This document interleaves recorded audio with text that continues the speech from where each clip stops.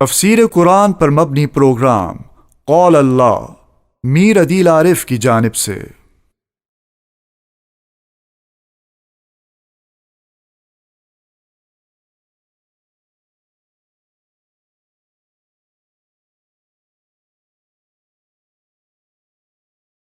بسم اللہ الرحمن الرحیم۔ پروگرام قول اللہ میں انشاءاللہ آج ہم سورہ زمر کا پہلا رکوع ترجمے اور تفسیر کے ساتھ پڑھیں گے۔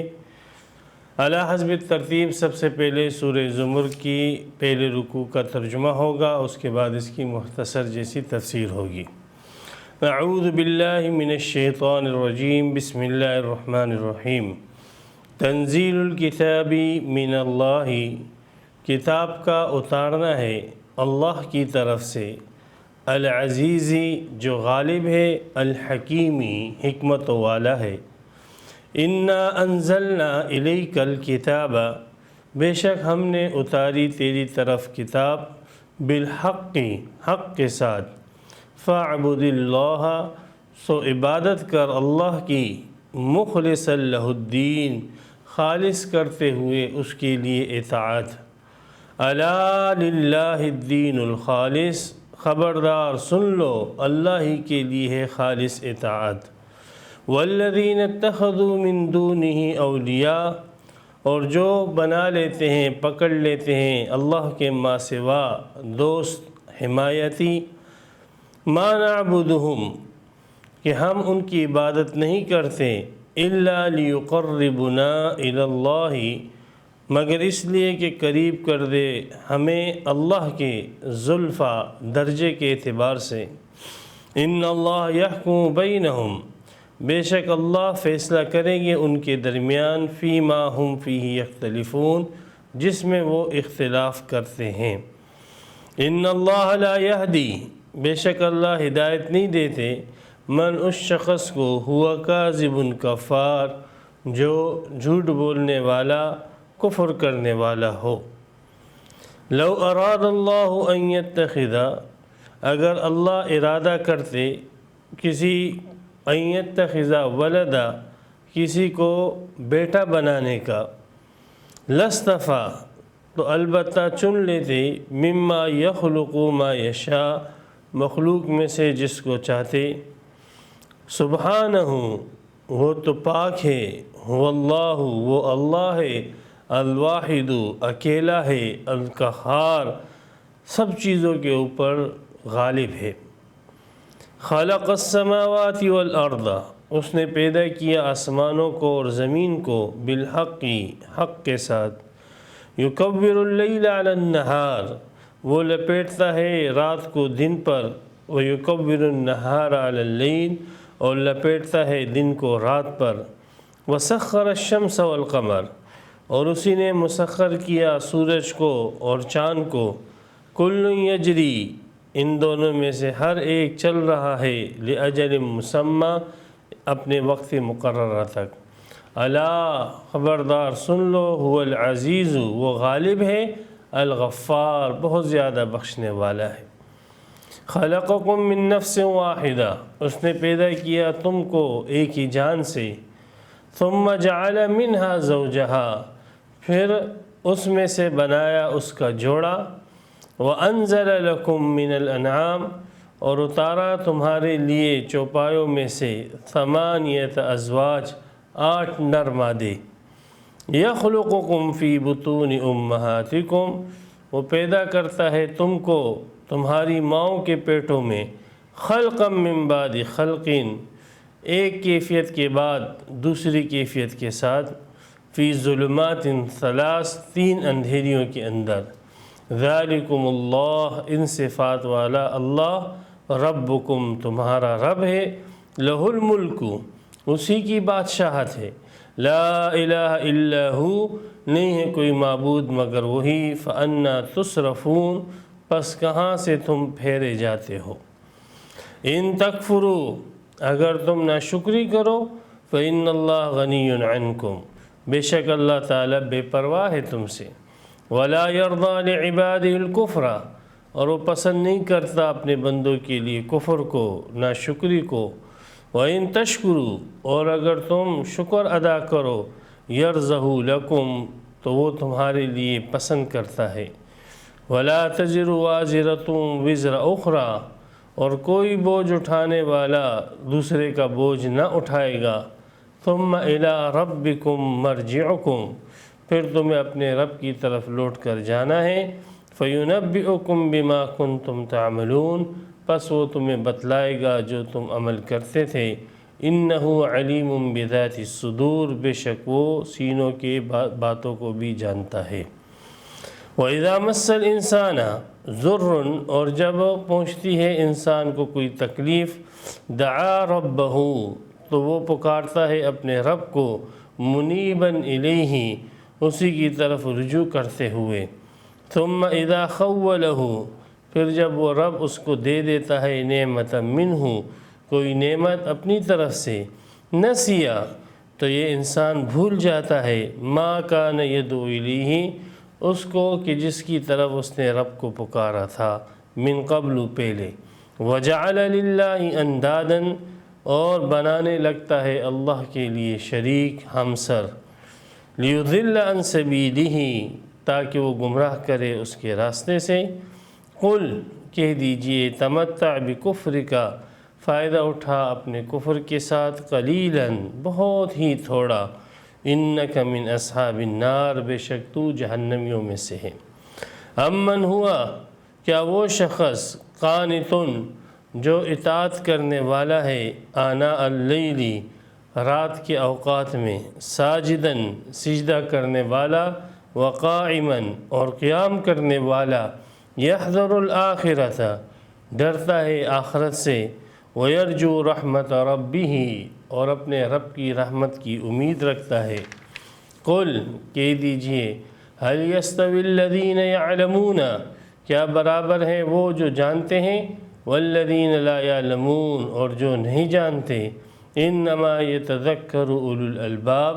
بے شک نصیحت عقل والے ہی حاصل کرتے ہیں۔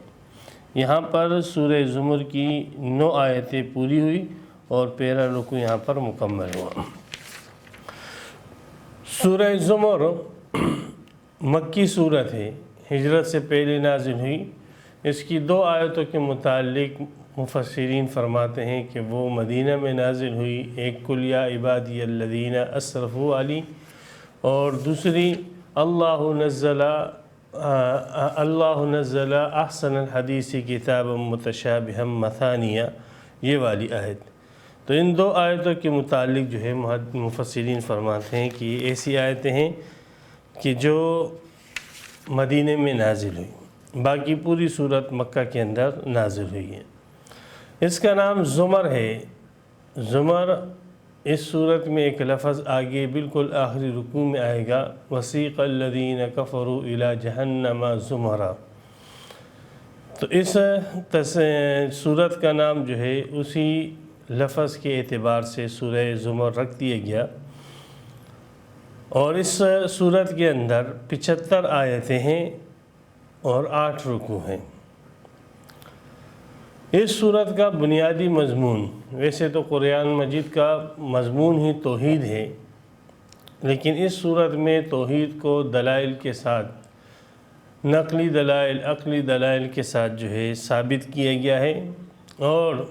مخالفین کے جو عقیدے تھے ان عقیدوں کی تردید کی گئی ہے اور ان کے شبہات کو زائل کیا گیا ہے۔ چنانچہ اس صورت کا بنیادی مضمون توحید ہے۔ تو سب سے پہلے اللہ سبحانہ و تعالی نے پہلی آیت کے اندر کتاب کے نزول کو بیان کیا کہ رسول اللہ صلی اللہ علیہ وسلم کی نبوت اور رسالت ثابت ہو جائے، اس لیے کہ جب یہ ثابت ہو جائے گا کہ کتاب اللہ کی طرف سے ہے تو رسول اللہ صلی اللہ علیہ وسلم کا نبی ہونا بھی خود بخود ثابت ہو جائے گا۔ چنانچہ آپ علیہ السلام کی نبوت جب ثابت ہو جائے گی تو پھر توحید کی بات سمجھنا نبی کے منہ سے، تو اس کا سمجھنا اور اس کو تسلیم کرنا جو ہے وہ لوگوں کے لیے آسان ہو جائے گا۔ اس لیے اس صورت کے تمہید کے طور پر جو ہے ابتداء میں قرآن مجید کے نزول کو بیان کیا گیا اور رسول اللہ صلی اللہ علیہ وسلم کی رسالت کو بیان کیا گیا، یہ دونوں ثابت ہو جائے تو پھر توحید کا اثبات اور توحید کو ماننا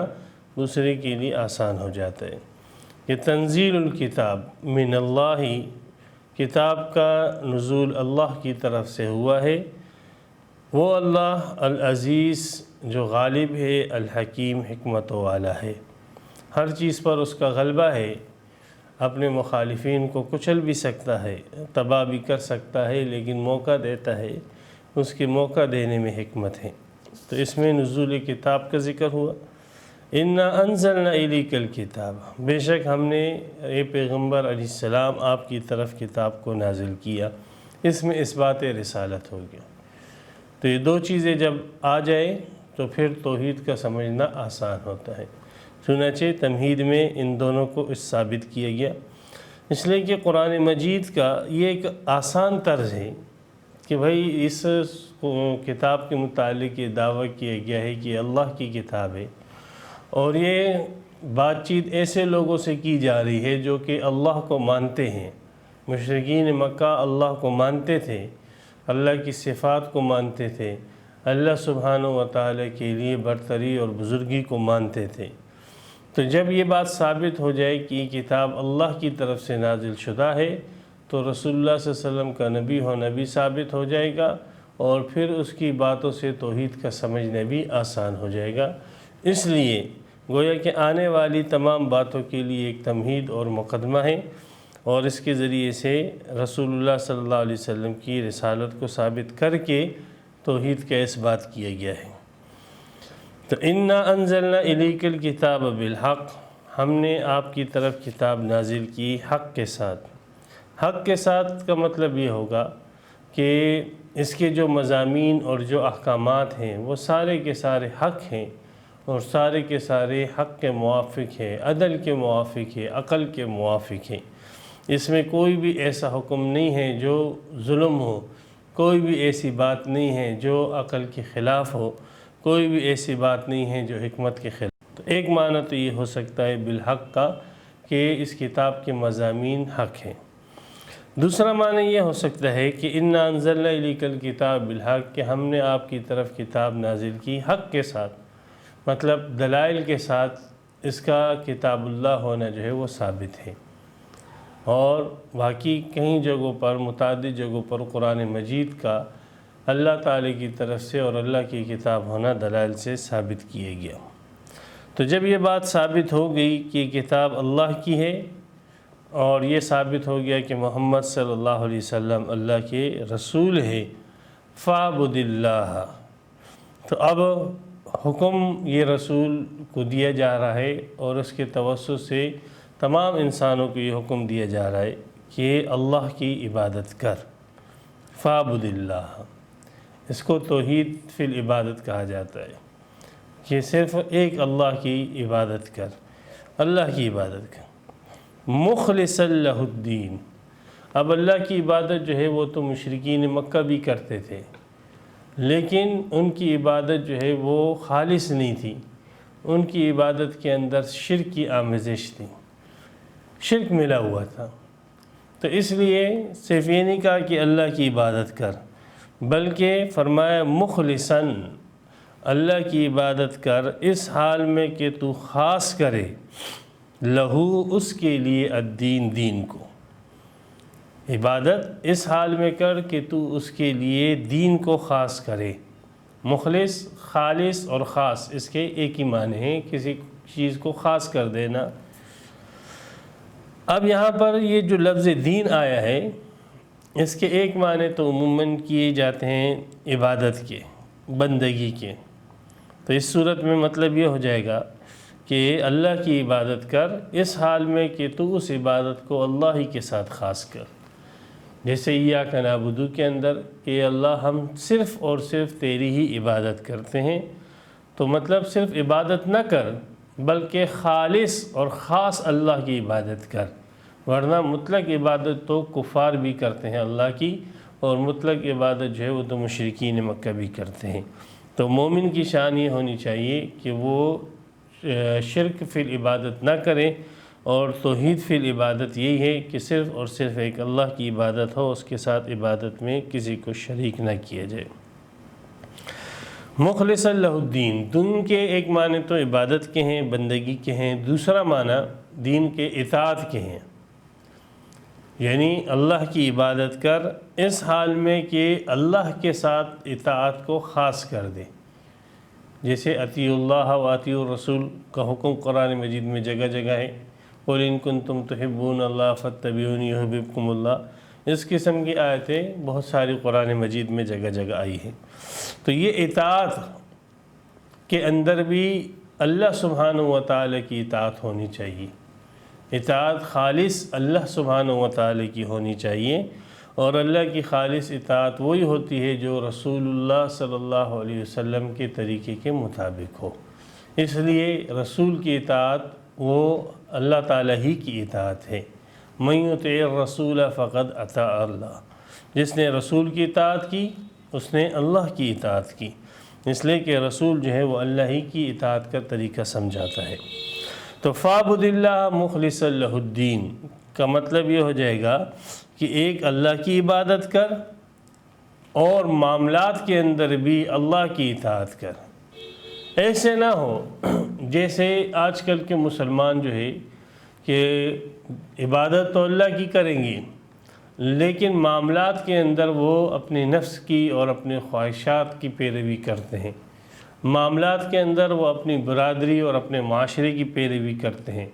معاملات کے اندر وہ اپنے حکومتوں کی اور اپنے جو ہے انسانوں کی پیروی کرتے ہیں، اور اللہ کے مقابلے میں ان کے احکامات کو ترجیح دیتے ہیں۔ تو کہتے ہیں یہ توحید خالص نہیں ہے۔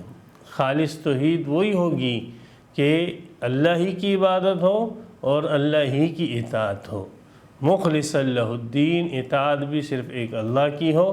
جیسے نماز اللہ کے بتائے ہوئے طریقے کے مطابق پڑھتے ہو، اسی طریقے سے نکاح وہ بھی اللہ کے بتائے ہوئے طریقے کے مطابق، نکاح کا ختم کرنا طلاق وہ بھی اللہ کے بتائے ہوئے طریقے کے مطابق، قسم کے معاملات، حدود کے معاملات، حکومت کے معاملات، دیگر تعزیرات کے معاملات، خرید و فروخت کے معاملات، یہ جتنے معاملات ہیں یہ سارے کے سارے جو ہے وہ اللہ کے بتائے ہوئے طریقے کے مطابق ہونے چاہیے، تب آپ جو ہے خالص معاہد ہوگی۔ تو یہ دو معنی ہو گئے کہ اللہ کی عبادت کریں اس حال میں کہ اس کے ساتھ عبادت کو خاص کریں، اور اللہ کی عبادت کریں اس حال میں کہ اطاعت کو اس کے ساتھ خاص کریں، اطاعت احکامات کے اندر جو ہے غیر اللہ کی نہ کریں۔ الا للہ الدین الخالص، خبردار سن لو اللہ ہی کے لیے ہے خاص بندگی، اللہ ہی کے لیے ہے خاص اطاعت۔ یہ جملہ ہے الا للہ الدین الخالص، الا حروف تنبیہ میں سے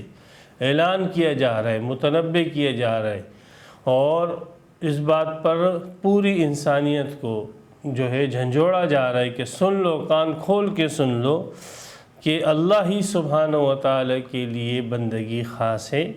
اور اللہ سبحانہ و تعالیٰ ہی کے لیے اطاعت خاص ہے۔ کسی دوسرے کی بندگی اور کسی دوسرے کی اطاعت جو ہے وہ جائز نہیں ہے، غیر اللہ کی بندگی، غیر اللہ کی اطاعت جائز نہیں ہے۔ نبی آتے ہیں وہ بھی اللہ کا طریقہ بتلاتے ہیں، اس کے بعد مجتہدین اور علماء آتے ہیں تو وہ بھی اللہ ہی کے طریقے کو بیان کرتے ہیں۔ اگر کوئی ایسا شخص آئے کہ وہ کہے کہ میری رائے ہے، میں یہ کہتا ہوں، میری بات یہ ہے، تو سمجھ جاؤ کہ اس کی وہ بات مردود ہے۔ اگر وہ اپنی بات کی بنیاد قرآن پر اور حدیث پر رکھتا ہے تب تو اس کی وہ بات اور رائے مقبول ہوگی، لیکن اگر وہ اپنی بات اور رائے کی بنیاد قرآن اور حدیث سے ہٹ کر اپنی عقل پہ رکھتا ہے کہ میں یہ سمجھتا ہوں، میرا خیال یہ ہے، تو ایسی رائے جو ہے وہ مردود ہے۔ تو اطاعت بھی صرف ایک اللہ کی ہو اور عبادت بھی ایک اللہ کی۔ تو یہ جو جملہ ہے یہ دین کی بنیاد ہے، الا للہ الدین الخالص، خبردار سن لو اللہ ہی کے لیے خالص عبادت ہے، اللہ ہی کے لیے خالص اطاعت ہے۔ یہ تو ایک ایجابی انداز سے اللہ سبحانہ و تعالی نے توحید کو بیان کیا۔ اب جو مخالفین تھے، چونکہ جب تک ایک مقولہ مشہور ہے الاشیاء تتبین بازدادها، کہ کوئی چیز جو اس وقت زیادہ واضح ہوتی ہے جب اس کی ضد اور اس کی نقیص کو جو ہے سامنے کر دیا جائے۔ دن کا تب پتہ چلتا ہے جب رات ہو، غربت کا تب پتہ چلتا ہے جب عمارت ہو، عمارت کا تب پتہ چلتا ہے جب غربت ہو، خوبصورتی کا پتہ تب چلتا ہے جب انسان بدصورتی کو دیکھے، بدصورتی کا پتہ تب چلتا ہے جب خوبصورتی کو دیکھے۔ تو اشیاء جو ہے اس کائنات کے اندر جب اس کی ضد آ جاتی ہے تو وہ اپنی ضد کے ذریعے سے اور زیادہ نمایاں اور واضح ہو جاتی ہے۔ تو اللہ سبحانہ و تعالی نے اس توحید کو، اس خالص توحید کو واضح کرنے کے لیے مشرکین مکہ کے نظریے کو پیش کیا، اس لیے کہ مشرکین مکہ کا نظریہ جو ہے وہ جاننا بہت زیادہ ضروری ہے۔ پورے قرآن مجید میں ان کے نظریے کی تردید جا بجا کی گئی ہے۔ تو جب تک ہمیں مشرکین مکہ کا نظریہ واضح طور پر معلوم نہ ہوگا تو ہمیں قرآن مجید میں ان کی تردید کا طریقہ معلوم نہیں ہوگا کہ کس بات پہ ان کا رد کیا جا رہا ہے۔ تو مشرکین جو ہے وہ اللہ کو مانتے تھے اور اللہ کے لیے صفات بھی مانتے تھے۔ سورہ یونس میں ان سے سوالات ہیں اور سورہ نمل کے اندر ان سے سوالات ہیں، امن خلق السماوات والارض وغیرہ، یہ سارے قرآن مجید کی آیت ہیں۔ وہ یہ بھی مانتے تھے کہ یہ سارا نظام جو ہے وہ اللہ سبحانہ و تعالی نے بنایا ہے، یہ زندہ کرنا مارنا یہ سب اللہ کے ہاتھ میں ہے، یہ عزت دینا یہ ذلت دینا یہ سب اللہ کے ہاتھ میں ہے۔ وہ ساری اتھارٹی کا مالک جو ہے وہ ایک اللہ کو سمجھتے تھے۔ تو مشرکین کا یہ نظریہ اللہ کے متعلق تھا، بارش اللہ برساتا ہے، کھیتی اللہ اگاتا ہے، رزق اللہ دیتا ہے وغیرہ۔ تو ان کے اس نظریات کو سورہ یونس کے اندر بھی بیان کیا گیا ہے، سورہ نمل کے اندر بھی بیان کیا گیا ہے۔ تو جب مشرکین اللہ کو مانتے تھے، اس کی صفات کو مانتے تھے، لیکن اس کے باوجود وہ مشرک اور کافر ہوئے، اس کی وجہ کیا تھی؟ اس کی وجہ یہی تھی کہ انہوں نے عبادت اللہ کی لیکن خالص عبادت نہ کی، انہوں نے عبادت میں غیر اللہ کو شریک کیا۔ اچھا، غیر اللہ کو جو انہوں نے شریک کیا وہ بھی ایک ان کے حسن ظن کے ساتھ، اچھے گمان کے ساتھ انہوں نے شریک کیا۔ دیکھیں اللہ تعالیٰ اس پہ متنبہ کر رہے ہیں کہ یہ جو بدعات ہوگی اور جو شرکیات ہوگی اس کے اوپر خوبصورت جو ہے لبادہ اس کو پہنایا جاتا ہے، خوبصورت جامہ اس کو پہنایا جاتا ہے، اس کو مزین کر کے شیطان پیش کرتا ہے۔ ایسے نہیں کہتا ہے کہ بت کی عبادت کر لو، ایسے نہیں کہتا ہے کہ غیر اللہ کی عبادت کر لو، بلکہ اس کو ایک معقول جامہ پہنا کر اور ایک مزین جامہ پہنا کر خوبصورت انداز سے جو ہے وہ انسانوں کے سامنے رکھتا ہے۔ تو مشرکین اللہ کو مانتے تھے، اس کی صفات کو بھی مانتے تھے۔ اب شیطان نے انہیں یہ درس دیا کہ تم انسان ہو اور گناہوں کے جو ہے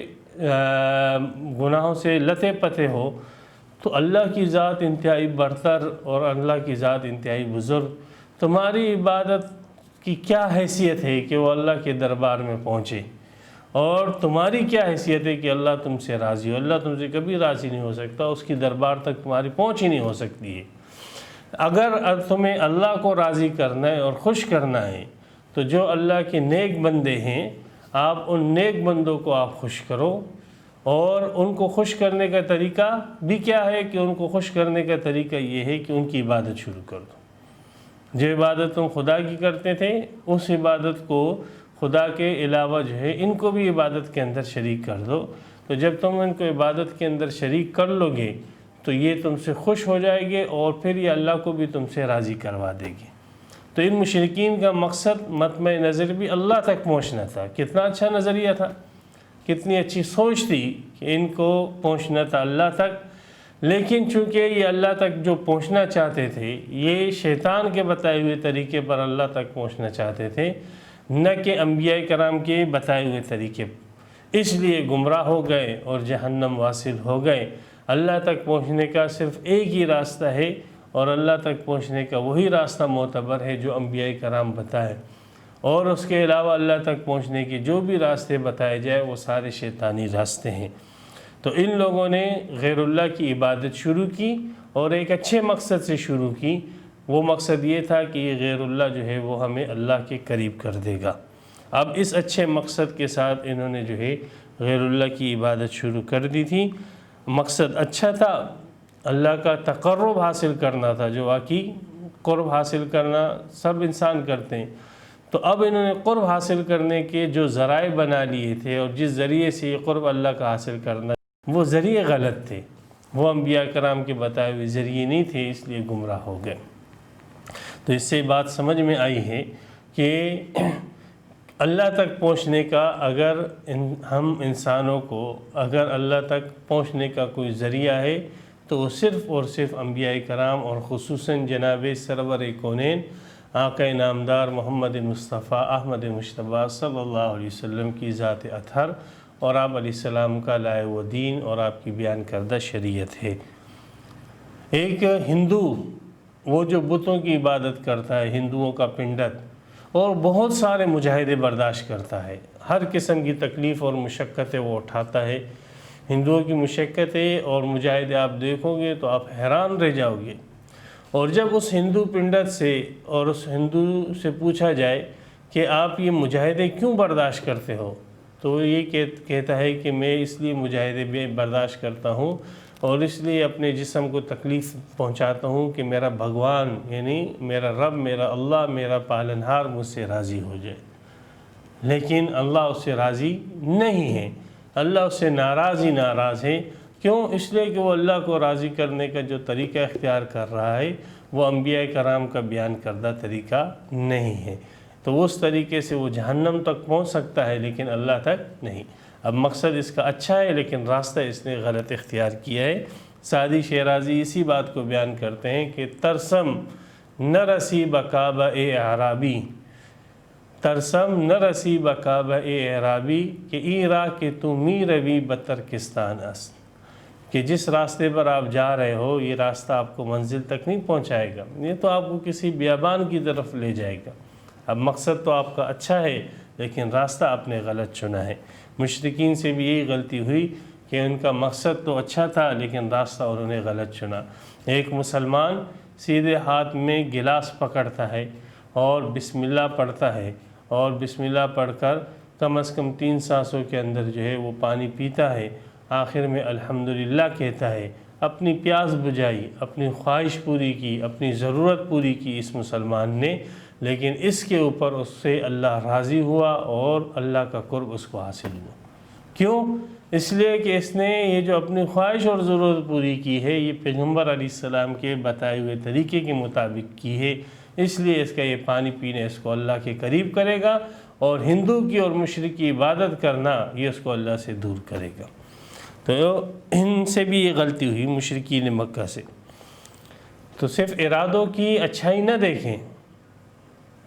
بلکہ ساتھ میں یہ بھی دیکھیں کہ جس مقصد تک پہنچنے کے لیے جو راستہ اختیار کیا گیا ہے وہ پیغمبر کا بتایا ہوا ہے کہ نہیں ہے۔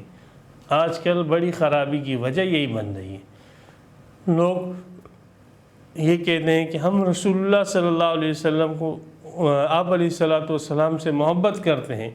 اور آپ علیہ السلام کی تعظیم کرتے ہیں اور آپ علیہ السلام کے ساتھ عقیدت رکھتے ہیں، اس لیے ہم یہ افعال کرتے ہیں۔ ٹھیک ہے، آپ ان کی تعظیم، بڑا اچھا ارادہ ہے آپ کا، بڑا اچھا مقصد ہے، لیکن ان کی تعظیم تکریم کے لیے جو آپ نے طریقے اختیار کی ہیں، آیا ان طریقوں کی پیغمبر کی طرف سے اجازت ہے بھی کہ نہیں؟ اس بات کو بھی آپ دیکھیں۔ ایسے نہ ہو کہ آپ ایسے تعظیم اور تکریم کے طریقے اختیار کرو کہ جو پیغمبر علیہ السلام نے جن سے منع کیا ہو اور شریعت میں جس کی ممانعت آئی ہو۔ تو اللہ تعالیٰ کی خالص عبادت کی جائے، خالص اللہ کی اطاعت ہو۔ اب سلبی پہلو سے مخالفین مشرکین کا عقیدہ بیان کیا جا رہا ہے، وَالَّذِينَ اتَّخَذُوا مِن دُونِ أَوْلِيَاءَ، اور وہ لوگ جنہوں نے اللہ کے ماں سوا اولیاء پکڑ لی، من دونہ یعنی اللہ کو انہوں نے چھوڑ دیا، بھئی ہم تو اس تک نہیں پہنچ سکتے، اور اولیاء اللہ کو پکڑ لیا، یعنی جن کو انہوں نے پکڑا اور جن کی انہوں نے پوجا پاٹ شروع کی وہ بھی کوئی ایسے نہیں تھے، وہ بھی اللہ کے مقربین تھے، فرشتے تھے، انبیاء تھے، اولیاء تھے، صلحاء تھے، نیک لوگ تھے جن کو انہوں نے پکڑا اور جن کی انہوں نے پوجا پاٹ شروع کی، اور پوجا پاٹ انہوں نے اتخذوا، انہوں نے ان کو پکڑا۔ کیسے پکڑا؟ پکڑنے سے کیا مراد ہے؟ پکڑنے سے مراد یہ ہے کہ جیسے ایک مسلمان اللہ کو اپنے کامیابی کے جو ہے کامیابی کے مدار سمجھتا ہے اور اپنا سب کچھ جو ہے وہ اللہ سے سمجھتا ہے،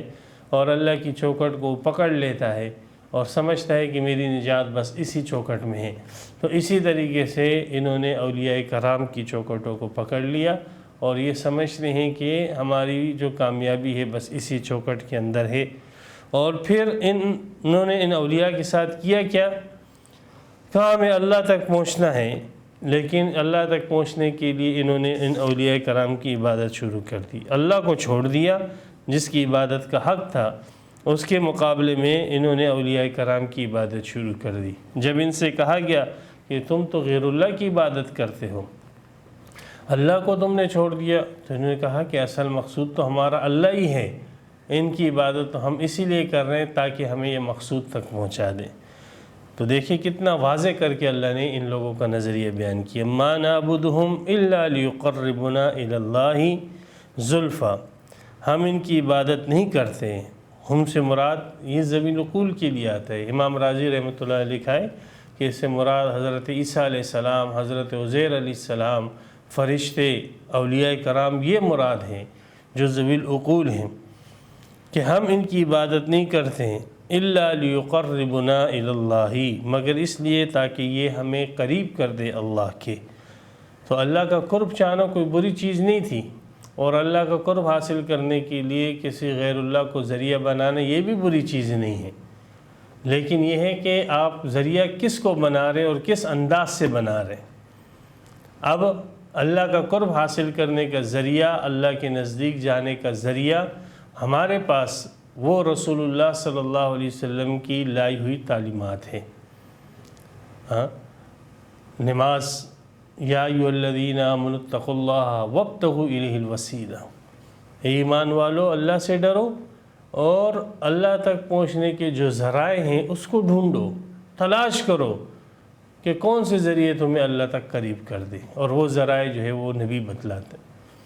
تو یہ اللہ کا قرب حاصل کرنا کوئی برا نہیں، اور ان ذرائع کے ذریعے اور ان ذریعوں کو ڈھونڈنا اور ان وسیلوں کو ڈھونڈنا کہ جس سے اللہ کا قرب حاصل ہو، وہ بھی برا نہیں ہے۔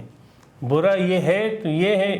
کہ جن وسائل کو اختیار کیا گیا اور جس طریقے سے ان کو اختیار کیا گیا وہ پیغمبر کے بتلائے ہوئے نہیں تھے، بلکہ وہ والے تھے کہ جن سے اللہ نے اور اس کے رسول نے منع کیا، وہ تھا ان لوگوں نے عبادت شروع کر دی۔ تو بعض جو عقل مند ہیں اس زمانے کے،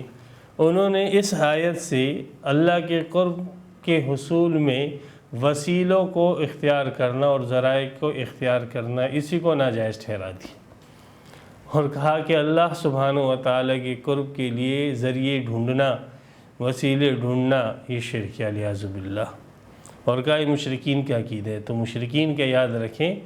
کہ یہ عقیدہ نہیں تھا کہ وہ جو ہے اللہ سبحانہ و تعالیٰ کا قرب حاصل کرنا چاہتے تھے، بلکہ وہ عبادت کے ذریعے اللہ کا قرب حاصل کرنا چاہتے تھے۔ قرب حاصل کرنا جو ہے وسیلے کے ساتھ یہ کوئی منع نہیں ہے، منع عبادت کے ذریعے اللہ سبحانہ و تعالیٰ کا قرب حاصل کرنا ہے۔ جیسے ایک شخص جو ہے وہ کسی بزرگ کی تعظیم کرتا ہے اور کسی بڑی عمر کے شخص کی تعظیم کرتا ہے، تو بڑی عمر کے شخص اور بزرگ کی تعظیم بہت اچھی چیز ہے، شریعت کا حکم ہے۔ رسول اللہ صلی اللہ علیہ وسلم نے فرمایا من لم یرحم صغیرنا ولم یوقر کبیرنا فلیس منا، ہم میں سے ہے نہیں جو اپنے عمر میں رسیدہ افراد کی جو ہے تعظیم نہ کرے۔ تو یہ تو مقصود ہے۔ اب بڑی عمر کے افراد کی تعظیم اور تکریم یہ خود مقصود ہے شریعت کے اندر، لیکن اگر کوئی شخص ان کی تعظیم اور تکریم اس طرح کرتا ہے کہ اس کو سجدہ کر رہے ہیں، تو اب یہ کہا جائے گا کہ اس سجدہ کر کے اس بزرگ کی اور بڑی عمر کے فرد کی تعظیم کرنا یہ غلط ہے۔ یہ نہیں ہے کہ اس کی تعظیم اور تکریم کرنا ہی غلط ہے۔ تو اسی طریقے سے غیر اللہ کے ذریعے سے اللہ سبحانہ و تعالیٰ کا قرب حاصل کرنا، نماز غیر اللہ ہے، اس کے ذریعے اللہ کا قرب حاصل کرنا، روزہ، حج، زکوٰۃ یہ سب غیر اللہ ہے، لیکن اس کے ذریعے سے ہم اللہ کا قرب حاصل کرتے ہیں۔ اور اللہ نے ہمیں حکم دیا کہ یا ایھا الذین آمنوا اتقوا اللہ وابتغوا الیہ الوسیلہ۔ اسی طرح سورہ اسراء کی آیت بھی اس کے مطابق ہے۔ تو اس میں اللہ سبحانہ و تعالیٰ نے اس آیت کے اندر مشرکین کے یہی نظریہ بیان کیا کہ مشرکین وہ اللہ تک ہی پہنچنا چاہتے تھے، لیکن جو طریقہ انہوں نے اللہ تک پہنچنے کا اختیار کیا تھا وہ طریقہ انبیاء کرام کے بیان کردہ طریقے کے خلاف تھا، اس لیے نامراد ہو گئے۔ اچھا، اس میں ایک بات یہ بھی ذہن میں رہے کہ عبادت کیا چیز ہے۔ عبادت وہ طریقے جو اللہ سبحانہ و تعالی نے بتلائے ہیں اپنی تعظیم کے، وہ عبادت ہے۔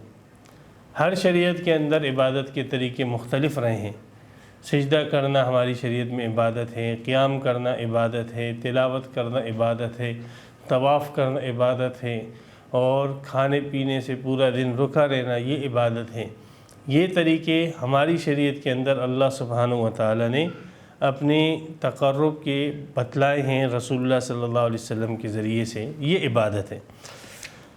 پہلی شریعتوں کے اندر عبادت کے طریقے الگ تھے، جیسے مثال کے طور پہ خاموش رہنا، یہ بھی عبادت کا ایک طریقہ تھا، اور اس کے ذریعے وہ اللہ سبحانہ و تعالیٰ کو خوش کرنا چاہتے تھے، تو وہ ان کی عبادت کا طریقہ تھا۔ تو عبادت کے طریقے مختلف ہو سکتے ہیں، تو یہ عبادت کی تعریف ذہن میں رہے۔ بعض لوگ عبادت کی تعریف میں ہیر پھیر کرتے ہیں اور اپنی طرف سے عبادت کی تعریف کرتے ہیں اور مسلمانوں کو مشرک بنانے کی کوشش کرتے ہیں، تو یہ درست نہیں ہے، بلکہ عبادت ان طور طریقوں کو کہا جائے گا جو اللہ سبحانہ و تعالی نے انبیاء کرام کے ذریعے اپنی تعظیم کے طریقے ہمیں بتلائے ہیں۔ تو ما نعبدہم الا لیقربونا الی اللہ زلفیٰ، مشرکین کہتے تھے ہم ان کی عبادت اسی لیے کرتے ہیں تاکہ ہمیں اللہ کے قریب کر دیں درجات کے اعتبار سے۔ ان اللہ یحکم بینہم، اب یہ دو فریق بن گئے، ایک وہ جو خالص موحد ہیں اور خالص اللہ کی عبادت کر رہے ہیں، اور دوسرے وہ جو اللہ کی عبادت تو کرتے ہیں لیکن اس کے ساتھ غیر اللہ کی عبادت کرتے ہیں۔ تو اللہ نے فرمایا ان کے درمیان فیصلہ اللہ تعالیٰ کرے گا، فیما ہم فی یختلفون، جس میں یہ اختلاف کر رہے ہیں۔ ایک کہتا ہے ہمارا طریقہ صحیح ہے، دوسرا کہتا ہے کہ ہمارا طریقہ صحیح ہے، تو اللہ سبحانہ و تعالی ان کے درمیان فیصلہ فرمائیں گے۔ اگر یحکمو کو آپ فعل مستقبل کی طرف لے جائیں تو پھر اس کا مطلب یہی ہوگا کہ اللہ تعالیٰ ان کے درمیان فیصلہ فرمائیں گے قیامت کے دن، اور اگر اس کو حال کا صیغہ ہی رہنے دیں تو مطلب یہ ہے کہ اللہ فیصلہ کر رہا ہے ان کے درمیان، ان کے اس اختلاف میں اللہ فیصلہ کر رہا ہے، فی الحال فیصلہ کر رہا ہے، اور اللہ نے فی الحال یہی فیصلہ کیا کہ جو اللہ کی خالص عبادت کرنے والے ہیں وہ حق پر ہیں، اور جو اللہ سبحانہ و تعالیٰ کے ساتھ عبادت میں دوسروں کو شریک کرتے ہیں وہ گمراہی اور ضلالت پر ہے۔ جیسے اس کی وضاحت یہ کر دی گئی کہ ان اللہ لا یہدی، بے شک اللہ تعالیٰ جو ہے ہدایت نہیں دیتے ہیں، من ہوا کاذب کفار، اس کو جو جھوٹ بولے، کفار بہت زیادہ جو ہے کفر کرے۔ کاذب منہ سے کفریہ باتیں کرتا ہے، جھوٹ بولتا ہے یعنی منہ سے کفریہ کلمات ادا کرتا ہے، اور دل کے اندر بھی اس کا کفر ہے، اور اس کی نیت ہی یہ نہیں ہے کہ میں ہدایت پر آؤں۔ تو جب اس کا ارادہ ہی ہدایت پر آنے کا نہیں ہے اور وہ منہ سے بھی کفریہ باتیں کرتا ہے اور دل میں بھی کفر چھپا کے رکھتا ہے، تو اللہ سبحانہ و تعالی کی سنت بھی یہی ہے کہ ایسے آدمی کو کہ جس میں ہدایت کی طلب ہی نہ ہو، ایسے آدمی کو اللہ تبارک و تعالی ہدایت دیتے بھی نہیں ہیں۔ لو اراد اللہ ان یتخذ ولدا، اب مشرکین نے جن کو اللہ سبحانہ و تعالیٰ کے تقرب کے حصول کے لیے معبود بنا لیا تھا اور جن کی عبادت انہوں نے شروع کر دی تھی، ان میں سے حضرت عیسیٰ علیہ السلام سب سے بڑھ کر ہیں کہ عیسائیوں نے ان کو الہ بنا دیا اور اس کی عبادت شروع کر دی، اور اس کے ذریعے وہ چاہتے تھے کہ اس کی عبادت کر کے ہم اللہ کو راضی کریں۔ یہودیوں نے حضرت عزیر علیہ السلام کو اللہ کا بیٹا کہا اور انہوں نے اس کی پوجا پاٹ شروع کر دی اور اس کی عبادت کر کے وہ اللہ کو راضی کرنا چاہتے تھے۔ مشرکین مکہ جو ہے وہ فرشتوں کی اور ملائکہ کی عبادت کر کے اللہ کو راضی کرنا چاہتے تھے، اور مشرکین نے کہا یہ فرشتے اللہ کی بیٹیاں ہیں، یہودیوں نے کہا کہ عزیر اللہ کے بیٹے ہیں، اور عیسیٰ علیہ السلام کے متعلق عیسائیوں نے عقیدہ گڑھا کہ اللہ کے بیٹے ہیں، والعیاذ باللہ۔ اللہ سبحانہ و تعالیٰ نے اس میں ان کے اس عقیدے کی تردید کی ہے کہ اللہ کی کوئی اولاد ہو، اللہ سبحانہ و تعالیٰ اس سے پاک ہے۔ فرمائے لو اراد اللہ ان یتخذ ولدا، اگر اللہ ارادہ کرتے کہ کسی کو بیٹا بنا لے، لاصطفیٰ، تو اللہ خود چنتا۔ تم کون ہو جو تمہیں اس چناؤ کا اختیار ہو کہ اللہ سبحانہ و تعالیٰ کا بیٹا عیسیٰ ہونا چاہیے، اللہ کا بیٹا عزیر ہونا چاہیے، فرشتے ہونا چاہیے۔ پھر تم اللہ کے لیے منتخب بھی کیا کر رہے ہو؟ بیٹیاں، جس کو جب تمہاری طرف منسوب کر کے بیان کیا جاتا ہے اور کسی مشرک کو یہ کہا جاتا ہے کہ تمہاری بیٹی ہوئی ہے تو تمہیں کتنا ناگوار اور برا لگتا ہے۔ تو جو چیز تمہیں بری لگتی ہے اور جس کو تم ایک عیب سمجھتے ہو، اس عیب کو تم اللہ کی طرف منسوب کر رہے ہو، تو یہ تمہاری بڑی نادانی۔ تو اگر اللہ سبحانہ و تعالیٰ بالفرض و تقدیر، لو جو ہے فرضیت کے لیے آتا ہے کہ بالفرض و تقدیر محال ہے، لیکن چلو فرض کرتے ہیں اگر اللہ ارادہ بھی کرتے ان یتخذ ولدا، کسی کو بیٹا بنانے کا، لاصطفیٰ تو چن لیتا، خود چنتا، مما یخلق، مخلوق میں سے ما یشاء، جس کو وہ چاہے۔ اگر وہ بیٹا بنانے کا ارادہ کرتا تو چونکہ وہ جنتا نہیں ہے، اللہ سبحانہ و تعالیٰ جننے کی صفت سے پاک ہے، لم یلد ولم یولد ہے، اس سے اولاد نہیں ہو سکتی، وہ جننے کی صفت، وہ مخلوق کی طرح نہیں ہے۔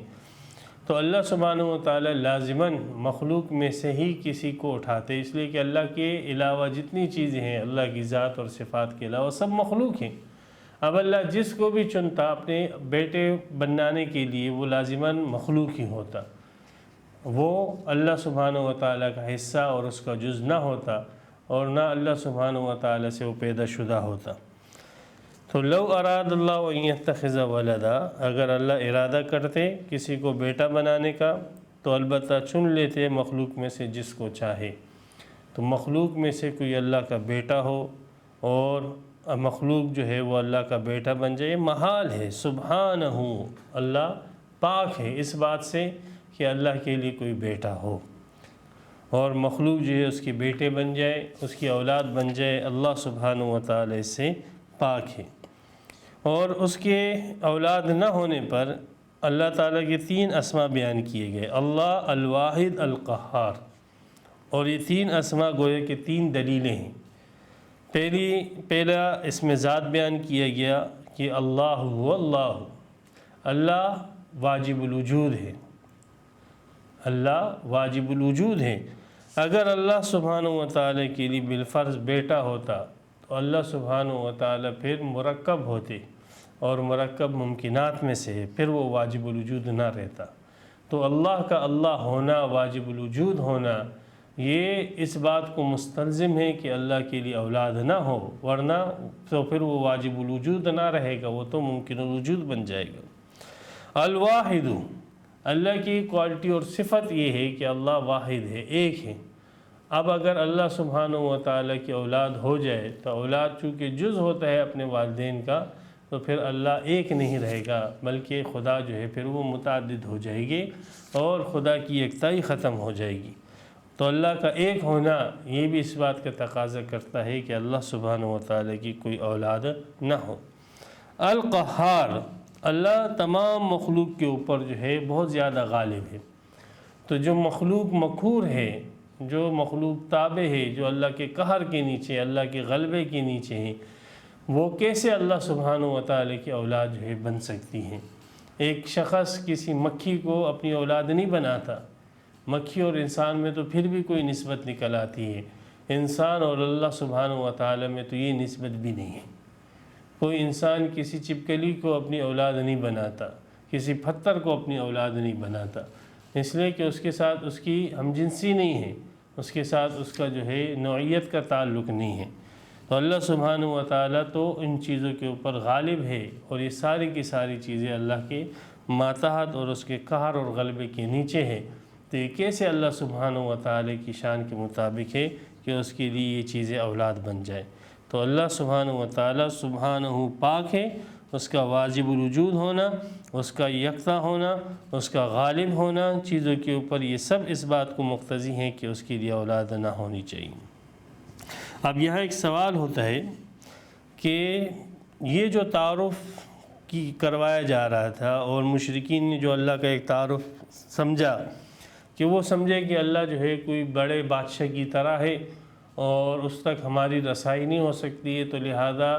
ہم چھوٹے امراؤں کو اور امیروں کو عبادت کر کے خوش کر دیں گے،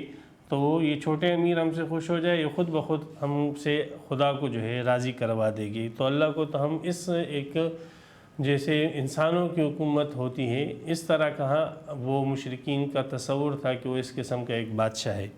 اور پھر اس کے لیے جو ہے اولاد بھی انہوں نے بنا لی، اور اولاد بھی ایسے کہ بیٹے بنا لیے، بیٹیاں بنا لی،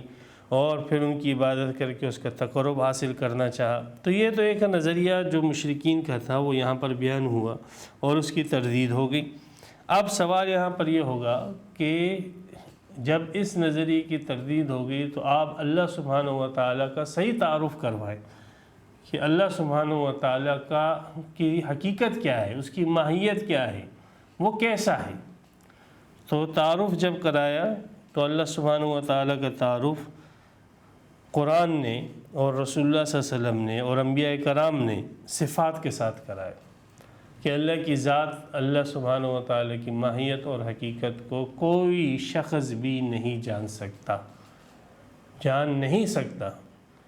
اللہ سبحانہ و تعالیٰ کی ماہیت حقیقت جو ہے اللہ سبحانہ و تعالیٰ کی وراء الورا ہے انسانی سوچ سے۔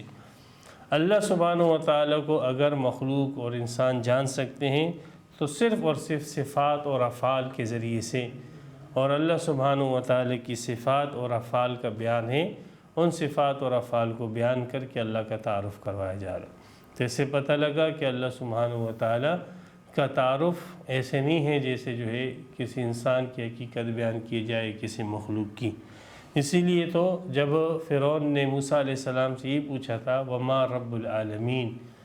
کہ آپ رب العالمین کی حقیقت بتاؤ ہمیں کہ رب العالمین کیا ہے، تو موسیٰ علیہ السلام نے بھی اللہ سبحانہ و تعالیٰ کی صفات ہی بیان کی، کہا رب السماوات والارض، آسمانوں کا رب ہے، زمین کا رب ہے، تمہیں پیدا کیا، پہلوں کو پیدا کیا۔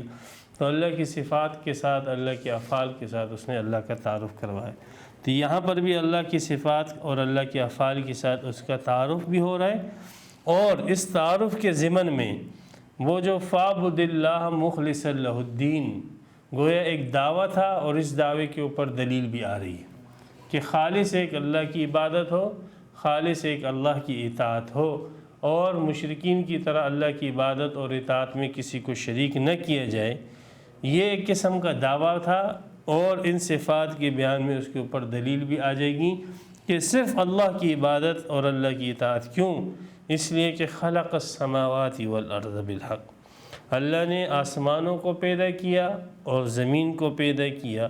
حق کے ساتھ، بالکل ٹھیک طریقے سے اللہ نے آسمان اور زمینوں کو پیدا کیا ہے، کوئی عیب کوئی نقص اس کے اندر نہیں ہے اللہ کی اس تخلیق کے اندر۔ تو اللہ سبحانہ و تعالیٰ عموماً دعوے کے اوپر جو دلیل پیش کرتے ہیں یا تو آسمانی فلکی چیزوں سے اور یا ارضی چیزوں سے پیش کرتے، پھر فلکی چیز میں جو بھی چیزیں ہوتی ہیں آسمان کے اندر، چاند سورج ستارے، وہ دلائل کے ذیل میں ان کو لائے جاتے ہیں، اور ارضی زمین پہ جو بھی چیزیں ہوتی ہیں ان کو بھی دلائل کے ذیل میں جو ہے بیان کر دیا جاتا ہے۔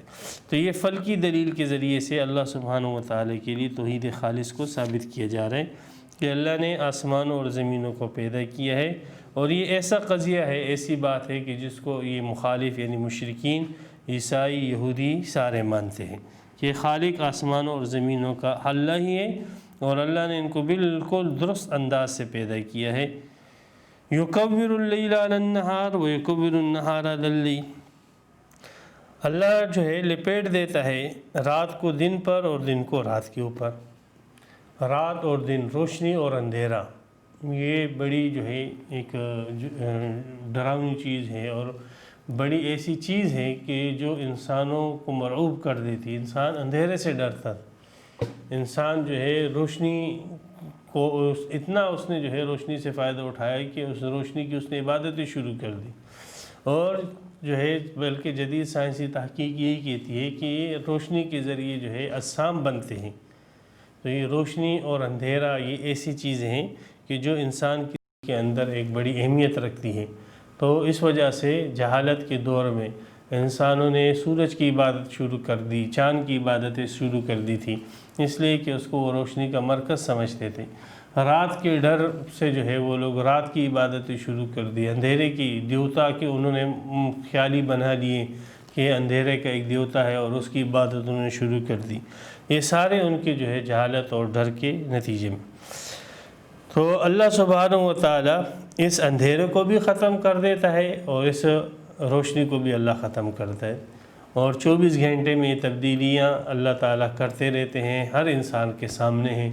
اور اس سے ان روشنی اور اس اندھیرے کی خدائی اور ان کی جو ہے الوہیت کی نفی ہیں، یہ چیزیں بھی الہ نہیں ہیں، اور ان کو لپیٹنے والا کتنا زبردست ہے اور ارادہ جس کا ہے وہی جو ہے اس بات کا حق رکھتا ہے کہ اسی کی عبادت کی جائے۔ تو آسمان اور زمین کی تخلیق کا ذکر کیا، اور رات کے لے جانے کا اور دن کے لے جانے کا ذکر کیا۔ وَسَخَّرَ الشَّمْسَ وَالْقَمَرَ، جو روشنی کے مرکز ہیں سورج اور زمین، اللہ نے ان کو مسخر کر دیا، سخرہ تابع کر دیا، تابع ماتحت لگا دیے، کام پہ ڈیوٹی پہ لگا دیے، ایسے جیسے ایک غلام کو اور ایک ملازم کو اور ایک جانور کو جو ہے آپ باندھ لو بس وہ ایک ہی کام پہ لگا رہتا ہے۔ تو اسی طریقے سے یہ چاند سورج جس کی تم پوجا پاٹ کر رہے ہو، یہ تو اللہ تعالیٰ نے ان کو ایک مزدوری اور کام پہ لگائے ہوئے، یہ تو تمہاری خدمت کے لیے اللہ نے ان کو مقرر کیا ہے۔ کل یجری، ان میں سے ہر ایک چل رہا ہے، لاجل مسمى، اپنے وقت مقررہ تک۔ چاند بھی چل رہا ہے اور سورج بھی چل رہا ہے، اور یہ چلنا جو ہے قیامت تک ہوتا رہے گا، یہ چلنا جو ہے قیامت تک جاری رہے گا۔ ایسے پتہ لگا کہ سورج کی جو گردش ہے اور چاند کی جو گردش ہے وہ کبھی ٹھہرے گی نہیں، اور یہ گردش میں کمی زیادتی ہو سکتی ہے لیکن یہ ٹھہراؤ نہیں آئے گا۔ جس دن ٹھہراؤ آ گیا اس دن یہ کائنات جو ہے سمیٹ دی جائے گی۔ تو اللہ تعالیٰ نے آسمان فلکیات میں سے اللہ نے آسمانوں کا ذکر کیا، اور اللہ نے دن رات کا ذکر کیا، چاند سورج کا ذکر کیا، اور یہ اللہ سبحانہ و تعالیٰ کی توحید اور اللہ سبحانہ و تعالیٰ کے ساتھ عبادت کے خالص اور خاص ہونے کے اوپر واضح دلیل ہے کہ جو رب اتنی طاقت والا ہے، اتنی اتھارٹی والا ہے، اتنی قوت والا ہے، اسی کی عبادت ہونی چاہیے، اور اس کے ساتھ جو ہے کسی کو عبادت میں شریک نہ کرے۔ اللہ العزیز، یہ اس کا نتیجہ ہے گویا کہ خبردار سن لو وہی غالب ہے، وہ اللہ ہی غالب ہے جس نے سارے افعال کی ہیں، سارے کام کیے ہیں، وہی اللہ غالب ہے۔ اب جب اللہ کے یہ تو اگر سارے کے سارے انسان نافرمان ہو جائے تو اللہ سبحانہ و تعالیٰ کی خدائی میں کوئی فرق نہیں آنا ہے، لیکن ولا یرضیٰ لعباد الکفر، اللہ اپنے بندوں کے لیے کفر کو پسند نہیں کرتا۔ مشیت تو اللہ کی ہے، اللہ ہی کے مشیت سے اور اللہ ہی کے پیدا کرنے سے کفر پیدا ہوتا ہے، لیکن ضروری نہیں ہے کہ جس چیز کو اللہ پیدا کرے وہ اللہ کو پسند بھی ہو۔ تو اس میں اللہ کی پسند نہیں ہے، کیوں؟ اس لیے پسند نہیں ہے کہ یہ انسانوں کے لیے نقصان دہ ہے۔ اللہ کی تخلیق کے اعتبار سے تو ٹھیک ہے بالکل، لیکن چونکہ اس سے ان کا نقصان ہو رہا ہے، ان کے نقصان کے اعتبار سے اللہ تعالیٰ نے فرمایا کہ میں اللہ کی یہاں پہ رحمت دیکھیں نا، کہ اللہ کی رحمت اور کرم دیکھیں، کہ اللہ سبحانہ و تعالیٰ کی انسانیت کے ساتھ محبت دیکھیں، کہ اللہ نے اپنی ایک تخلیق کو اس وجہ سے جو ہے پسند نہیں کر رہے ہیں کہ وہ انسانوں کے لیے نقصان دہ ہیں، ورنہ فی نفسی اس کے اندر کوئی قباحت نہ ہو، تخلیق کے اعتبار سے کوئی قباحت نہیں تھی۔ تو ولا یرضیٰ لعباد الکفر، اور اللہ اپنے بندوں کے لیے اس سے یعنی کفر سے جو ہے راضی نہیں ہے۔ وَإِن تَشْكُرُوا يَرْزَهُ لَكُمْ، اور اگر تم شکر ادا کرو گے تو اللہ تعالیٰ وہ تمہارے لیے پسند کرتے ہیں، اس لیے کہ اس میں تمہارا فائدہ ہے، اللہ کا تو کوئی فائدہ نہیں۔ تو وہاں اوپر کفر ذکر تھا اور اس کے مقابلے میں ایمان کی جگہ شکر لے کر آئے ہیں، اور شکر لا کر یہ بتلانا ہے کہ ایمان در حقیقت اللہ سبحانہ و تعالیٰ کا شکر ادا کرنے کا سب سے بڑا ذریعہ ہے۔ اگر کوئی شخص اللہ کا شکریہ ادا کرنا چاہتا ہے، شکر ادا کرنا چاہتا ہے، تو شکر ادا کرنے کا سب سے اہم اور بڑا طریقہ یہی ہے کہ اللہ سبحانہ و تعالیٰ کی ذات اور اس کی صفات اور اس کے بھیجی ہوئی کتاب اور انبیاء پر ایمان لے کر آئیں اور اس کے احکامات پر عمل کریں۔ یہ اللہ سبحانہ و تعالیٰ کے شکر ادا کرنے کا سب سے بڑا طریقہ ہے۔ یہ نہیں ہے کہ نہ خدا کو مانے، نہ رسول کو مانے، نہ اس کے احکامات کو مانے، اور اس کی نعمتوں کو استعمال کر کے صرف زبانی جمع خرچ کرے اور کہے کہ اللہ تیرا شکریہ، یہ نہیں، بلکہ ایمان اور عمل صالح کے ساتھ اللہ سبحانہ و تعالیٰ کا شکریہ ادا کرے۔ وَلَا تَزِرُ وَازِرَةٌ وِزْرَ أُخْرَىٰ، کوئی بوجھ اٹھانے والا دوسرے کا بوجھ نہیں اٹھائے گا۔ ایسے نہیں ہیں کہ یہ گمان بھی کہ بعض جو ہے وہ کہیں کہ ہم تو اپنے لیڈروں کے کہنے پر گمراہ ہوئے ہیں، ہم تو اپنے جو ہے پنڈتوں کے کہنے پر گمراہ ہوئے ہیں، ہمیں مس گائیڈ کیے گیا، اوپر فَأَنَّا تُصْرَفُونَ، کہاں سے تم پھیرے جا رہے ہو۔ اس میں اشارہ اس بات کی طرف کہ تمہیں غلط گائیڈ کیا جا رہا ہے، مس گائیڈ کیا جا رہا ہے لیڈروں کی طرف سے۔ تو اب کوئی یہ کہہ سکتا ہے کہ ہمیں تو چونکہ مس گائیڈ کیا گیا لہذا ہمارا سارا وبال اور گناہ جو ہے وہ ہمارے لیڈروں اور پنڈتوں اور پادریوں کے اوپر آئے گا، اور ہم جو ہے اس عذاب سے ہماری جان چھوٹ جائے گی۔ تو ایسے نہیں ہے، اللہ نے تمہیں بھی عقل دی ہے، تمہیں بھی شعور دیا ہے، تم بھی کھانا کھاتے ہو، تم بھی پانی پیتے ہو، تمہارے اندر بھی اللہ نے سمجھداری رکھی ہے۔ تو اس سمجھداری کو تم استعمال کرتے اس چیز میں کہ جیسے دنیا کے مفاد کے لیے تم اس سمجھداری کو اور عقل کو استعمال کرتے ہو۔ اگر آپ کا لیڈر آپ کو یہ کہے کہ گٹر کے اندر چھلانگ مار دو تو آپ کبھی بھی چھلانگ نہیں مارتے ہو، تو اپنے لیڈر کے کہنے پر پھر آپ نے کفر اور شرک کیسے کیا؟ تو لہذا اس خام خیالی کو ذہن سے نکال دو کہ ہمیں تو گمراہی لیڈروں کی طرف سے اور پیروں کی طرف سے آئی ہے، لہذا ہمارے تمام برائیوں کا وبال ان پر ہوگا۔ ایسے نہیں ہے، لا تزر وازرۃ وزر اخری، کوئی ایک بوجھ اٹھانے والا دوسرے کا بوجھ نہیں اٹھائے گا۔ ثم الی ربکم مرجعکم، پھر اپنی رب کی طرف ہے تمہیں لوٹ کر جانا ہے۔ فینبئکم بما کنتم تعملون، وہ تمہیں بتلائے گا جو تم عمل کرتے تھے، جو عقیدے تم رکھتے تھے، تمہارے لیڈر نے کیا کیا اور تم نے کیا کیا، یہ سب بتلائے گا۔ اور اس کے سامنے یہ بات مشکل نہیں ہے، اس لیے کہ اس کا علم تو ایسا محیط ہے اور اس کا علم ایسا وسیع ہے، ایسا کامل ہے کہ انہ علیم بذات الصدور، کہ وہ تو دلوں کی باتوں کو بھی جانتا ہے، سینوں کے اندر جو باتیں چھپائی ہوئی ہے جس کو کوئی بھی نہیں سمجھتا، صرف آپ ہی اس کو جانتے ہو۔ اللہ سبحانہ و تعالیٰ آپ کی دلوں کی ان باتوں کو جانتا ہے۔ وَإِذَا مَسَّ الْإِنسَانَ ضُرٌّ دَعَا رَبَّهُ، اب یہاں سے ان کافروں کی اور مشرکوں کی جو اللہ سبحانہ و تعالیٰ کی تقرب حاصل کرنے میں غیر اللہ کی عبادت کرتے ہیں، ان لوگوں کی ایک خاص حالت کو ذکر کیا جا رہا ہے کہ دیکھیں کہ یہ لوگ بعض اوقات یہ بھی خالص اللہ کی عبادت شروع کر دیتے ہیں، لیکن کس وقت کہ جس وقت یہ کسی مصیبت اور آفت میں پھنستے ہیں تو اس وقت یہ خالص ایک اللہ کی عبادت شروع کر دیتے ہیں اور خالص ایک اللہ سے دعا مانگنا شروع کر دیتے ہیں، اور پھر جیسے ان کی وہ مصیبت ٹل جاتی ہے، وہ آفت ختم ہو جاتی ہے تو فوراً پھر یہ اپنے کفر اور شرک میں لوٹ آتے ہیں۔ ہاں، کسی دریا کے اندر جب ان مشرکین کی کشتی پھنس جاتی، سورہ عنکبوت کے اندر ہے، تو اس موقع پر خالص ایک اللہ کو پکارتے۔ اکرمہ بن ابی جہل کا واقعہ جو ہے مشہور ہے کہ جب ان کی کشتی جو ہے وہ بھنور میں پھنسی اور اس نے بتوں کو پکارا تو ناخدا نے کہا کہ بتوں کو مت پکارو، ادھر یہ بت کام نہیں آتے ہیں، ادھر جو ہے وہ تو صرف اور صرف رب کعبہ ہی کام آئے گا، اس کو ہی پکارو۔ تو اکرمہ نے کہا کہ عجیب بات ہے کہ خشکی کے اندر یہ بت ہمارے کام نہیں آتے، دریا میں ہمارے بت یہ کام نہیں آتے، تو یہ کس چیز کے کام کے؟ میں اس دین سے بیزار ہوں۔ پھر وہ واپس آئے اور مسلمان ہوئے، اور اکرمہ بن ابی جہل سے وہ حضرت اکرمہ رضی اللہ تعالیٰ عنہ بن گئے۔ تو یہ ہے کہ ان مشرکین کی ایک خاص کیفیت کہ دیکھیں ان خاص مواقع کے اندر یہ بھی پھر وہ غیر اللہ کو پکارنا بھول جاتے ہیں اور عام حالات میں نعرے لگاتے ہیں کہ فلاں جو ہے وہ اس کی مشکل کشا ہے، فلاں جو ہے وہ ہمارا حاجت روا ہے، وہ دستگیر۔ تھوڑی سی اللہ کی طرف سے گرفت اور پکڑ آتی ہے، حالات آتے ہیں، مصیبت آتی ہے، پھر وہ سارے مشکل کشائیں سے غائب ہو جاتے ہیں اور پھر وہ ایک اللہ کی طرف ہی متوجہ ہو جاتے ہیں۔ تو یہ مشرکین کی اس خاص حالت کو بھی ایک دلیل کے طور پر جو ہے بیان کیا جا رہا ہے کہ اس خاص حالت کے اندر بھی یہ خالص ایک اللہ کی عبادت کرتے ہیں اور صرف اسی کو پکارتے ہیں۔ وَإِذَا مَسَّ الْإِنسَانَ ضُرٌّ دَعَا رَبَّهُ، اور جب اس انسان کو یعنی مشرکوں کو، مکہ کے مشرکوں کو جب کوئی تکلیف پہنچتی ہے تو یہ اپنے رب کو پکارتا ہے اسی کی طرف رجوع کرتے ہوئے۔ ثُمَّ إِذَا خَوَّلَهُ نِعْمَةً مِّنْهُ، پھر جب یہ رب، یہ ان کا مالک اور ان کا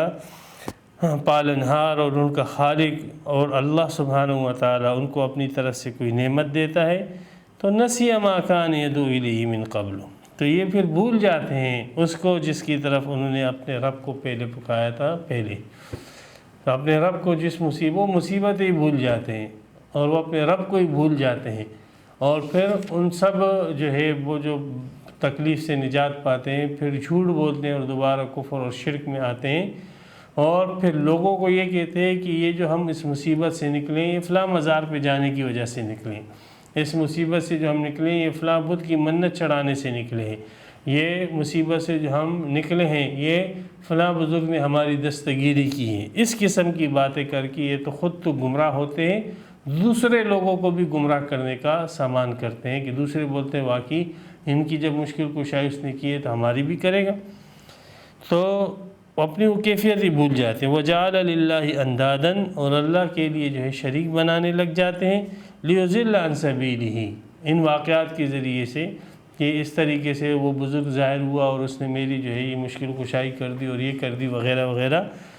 تاکہ گمراہ کرے اللہ کے راستے سے۔ تو دیکھیں جب بھی کوئی تکلیف آئے، مصیبت آئے، تو مدد اللہ ہی کرتا ہے، تکلیف اللہ ہی دور کرتے ہیں۔ اللہ کی طرف سے جو مدد آتی ہے وہ کسی خاص شکل میں آتی ہے، وہ کوئی فرشتہ ہوگا تو کسی انسانی شکل میں آئے گا۔ اب وہ انسانی شکل عموماً وہ ہوتی ہے کہ جس سے انسان مانوس ہوتا ہے، جس شکل سے انسان مانوس ہو، مثلاً اپنے بزرگ کے ساتھ وہ مانوس ہے تو اللہ کی وہ مدد وہ بزرگ کی شکل میں آتی ہے۔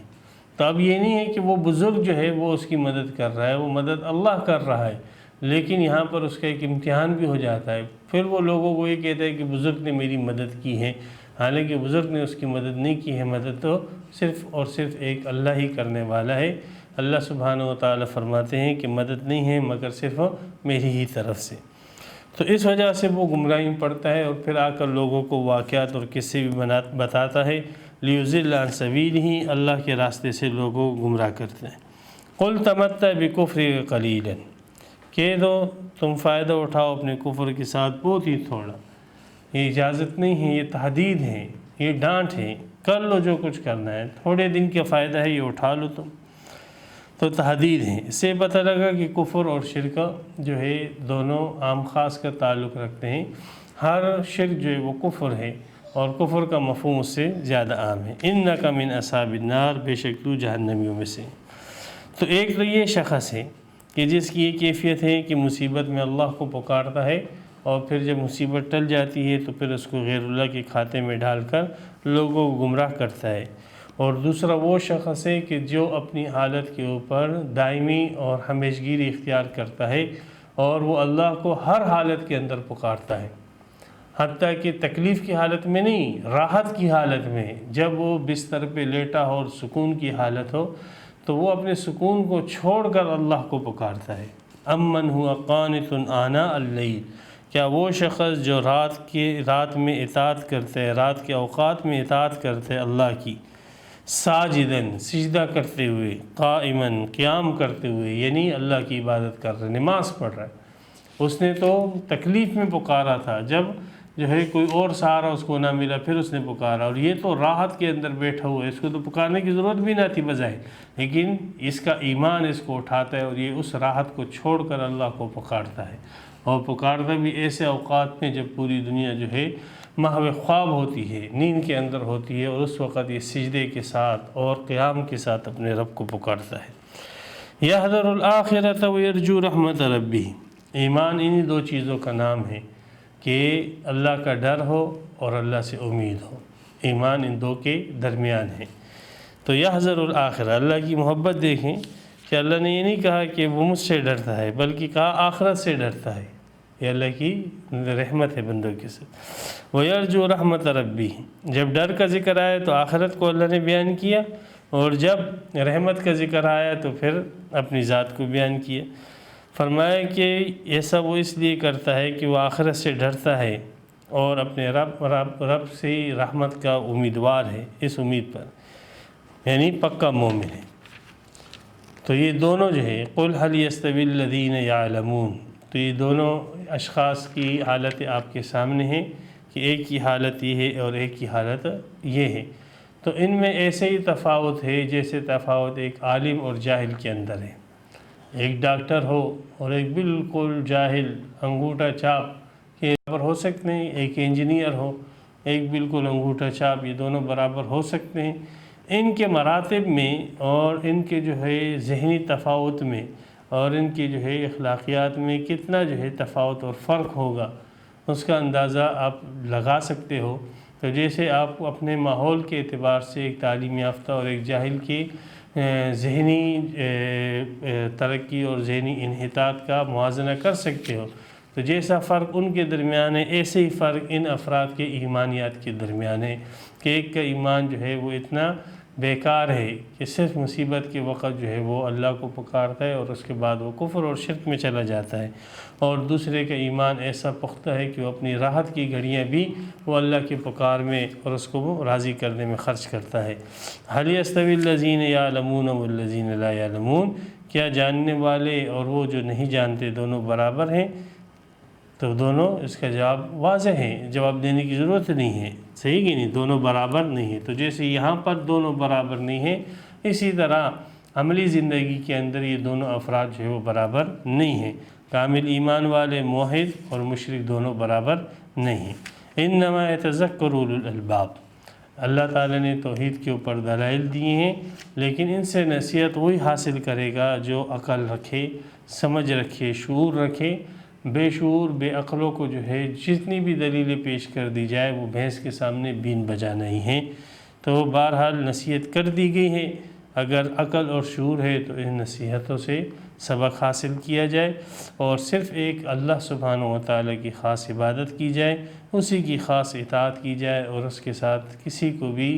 اس عبادت کے اندر اور اطاعت کے اندر شریک نہ کیا جائے۔ اللہ سبحانہ و تعالیٰ ہمیں توحید خالص کے ساتھ وابستہ رکھے۔ یہاں پہلا رکوع سورہ زمر کا مکمل ہوا۔ وآخر دعوانا ان الحمدللہ رب العالمین۔ تفسیر قرآن پر مبنی پروگرام قول اللہ میر عدیل عارف کی جانب سے